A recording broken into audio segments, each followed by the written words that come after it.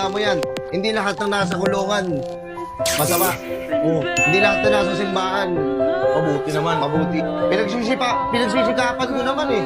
Siguro hindi pa para sa akin to ngayon. Hindi pa para sa akin to. Ginagawa ko naman lahat eh. Binibigay ko yung bet ko. Wait lang. Nagpapakapagod ako, nagpapakabuhay. Ginagawa ko lahat. Pero parang hindi pa yata sa akin ang panahon. Hindi ko pa taon to. Gusto ko naman tingnan yung taon na to, taon ko. Taon ko. Buhay. Ginagawa ko talaga ako. Nagsisimula pa lang ako. Ibig sabihin, wala pa akong bitaw. At paano, may aral ako. Ano ka ba? Tinulungan ako ng magulang ko. Kahit ganito, kahit di ako napagdako, may aral pa rin ako.